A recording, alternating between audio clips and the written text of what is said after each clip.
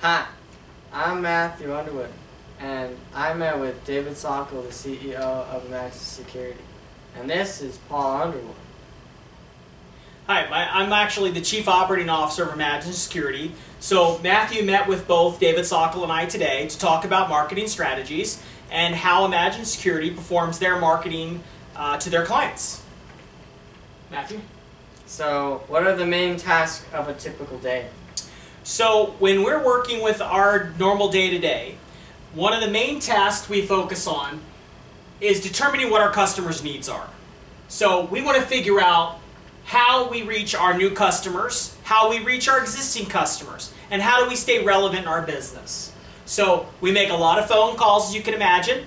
We send a lot of emails. We update our marketing material. That's something we don't leave as stagnant material. We are looking at our marketing material and how we market ourselves to our customers all the time. We create new marketing strategies. So as the industry changes, we change our strategy as well. We also try to be proactive to figure out what our customer needs are, and we communicate with people.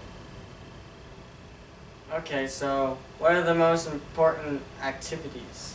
So some of the most important activities that we do daily are trying to figure out how do we reach new and expanding customer bases. So I think it's important for us to figure out how do we communicate with other people. So marketing to us is all about communication. It's all about presenting a brand and ensuring that that brand meets what our customer needs are. So, Matthew?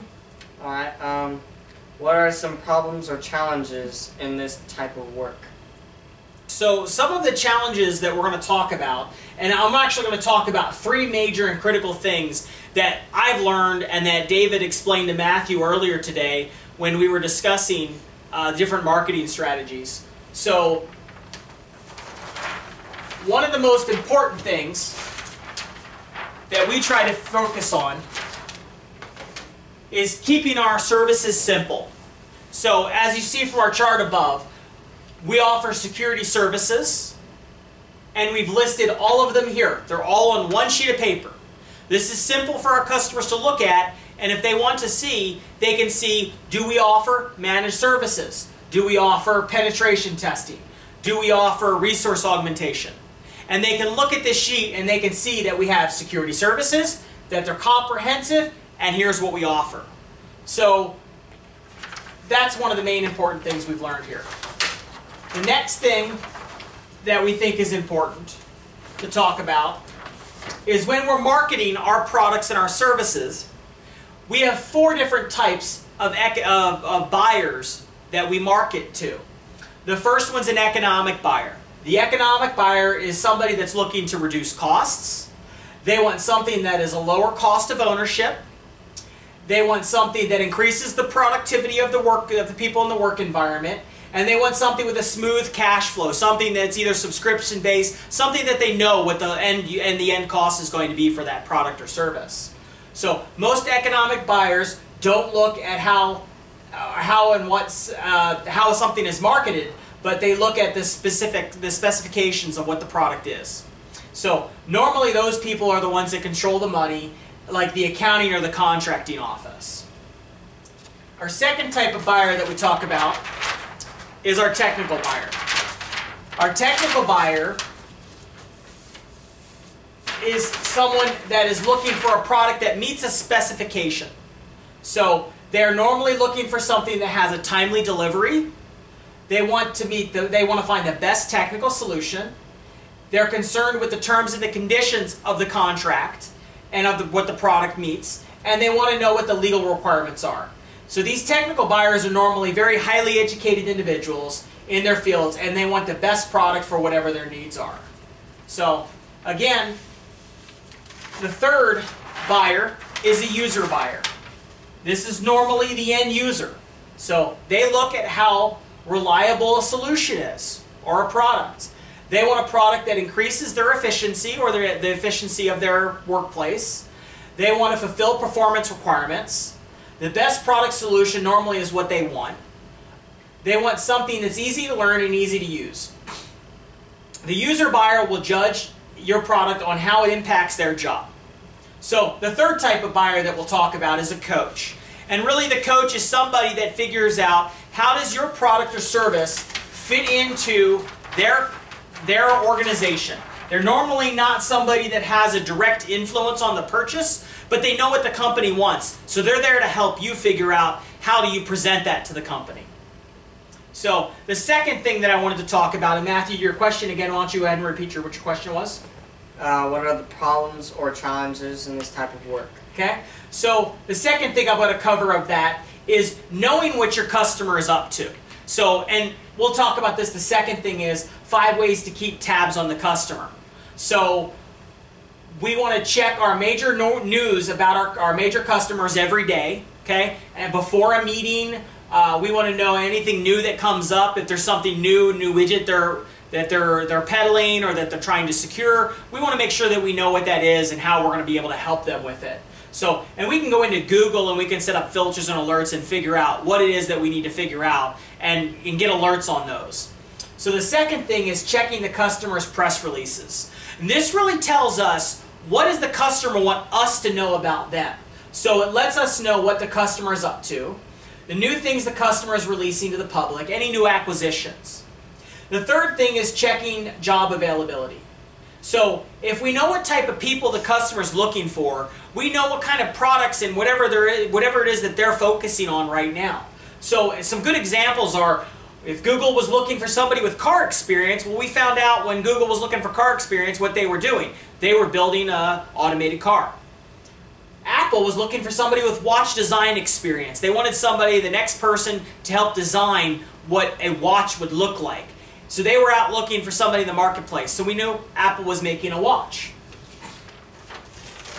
So we know that if there's a job openings that we can find about that customer, that we know what we know how to better market to that customer as well. The fourth thing is we call the customer contacts to touch base. So we try to do that at least monthly. The more contact we have with the customer, whether it's giving them a call on the phone, going to lunch with them, going to meeting them at the office, the more they trust us, the more they're going to open up to us about what their needs are and how we can fulfill their needs. So we watch for personnel changes, we watch for other people in the company that we can figure out who to meet with and any changes that are going to happen in personnel. That way if one person leaves, we still know people at that customer. So the biggest thing is we try to stay friendly with the people who we're marketing to. And number 5, we check the customer's SEC filings. So we can see if the customer is making money. If we know that they're making money, then it might be easier for them to spend money. If we know that there's a bunch of risks or lawsuits out there against them, or if they're losing money, we know that we might want to look at different customers to go sell our services and market to. Matthew? So what are the benefits of this kind of employment? So some of the benefits of being in marketing are you get to meet new and interesting people, you get to fly around the world. I have been to 59 countries and almost all of the United States in the last 20 years with my job. Going out, talking to customers, meeting with people, I get to eat in fancy restaurants. Besides that, you know, the better I am at my job, the better my salary is as well. Alright, so what are the required training or education qualified? Normally, working in the marketing field requires somebody to go through at least 4 years of college, and it really does take a lot of time and energy on their part to learn things like Miller-Hyman, which is, you know, some of the strategies we've talked about today, or some of the strategies we've learned in Miller-Hyman classes. But it's also a lot of detail-oriented work. So they have to know computers, they need to know how to work spreadsheets, they need to know how to navigate around finding information about a company. They need to know how to send emails, how to put together marketing campaigns. And in some cases, a lot of things that we do are really graphic representations, as you saw from our one sheet. They're designed to provide a customer a good visual representation of what we do. Alright, so what are the recommended training or education? So besides a college education in marketing, we also recommend people normally go to some additional sales training. There's classes on negotiating, there's classes on how to market to the right people. I remember reading a book years ago called Selling to Veto, and it was the very educated top executive. So, and that's what VETO stood for. And those different types of things help you figure out how do we better market to the right people. So what technology do you use on a regular basis? We use a lot of email and telephone. So a computer and a telephone are the two biggest pieces of technology we use. But now, on the computer, we use a lot of email, we do a lot of spreadsheets, we write a lot of Word documents, a lot of marketing documents. We also do a lot of graphic information that we put on our website so that we can present that to our customers as well. And what is some advice for someone trying to reach this position? So I'm going to give you some good advice, and some good advice we're actually going to cover in the 12 things successful people do. And this is really the third important lesson that hopefully Matthew's learned during this conversation of talking with David Sokol and I today. So we've got 12 things that successful people do. And Matthew, again, repeat your question. What is some advice for someone trying to reach this position? Okay, so I would give this advice to anybody that is trying to go out there and represent a market, represent a solution, represent a company. These are really important things that I've learned over my career, that if you do these things, you will be very successful in almost any job you do. So they are to create and pursue a SMART goal. Okay? SMART stands for specific, measurable, attainable, relevant, and timely. So if we try to keep those things in mind when we're doing our day-to-day job, that we're going to be better at what we do. The second thing is we take decisive and immediate action. So few actually take the action. Okay? You need to be decisive. And again, notice the key word there is action. What does action mean? Action means to do something.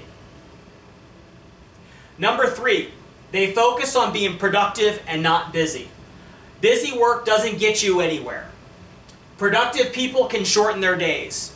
If I have a list of tasks and I spend 15 minutes on each task and I get it done, I'm being productive. If I jump around those 10 tasks and I never complete anything, I'm just busy. And if you want to be successful, you need to be productive and not busy. So they make logical, informed decisions. So they don't jump to answers and they don't use emotion to answer a question.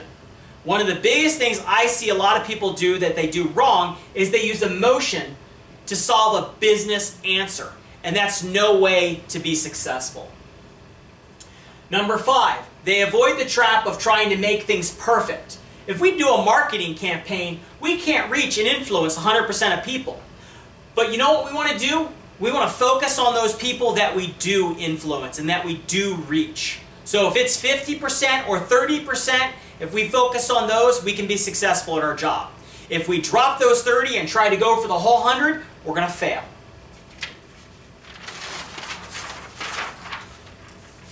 Number 6 on that list is they work outside their comfort zone.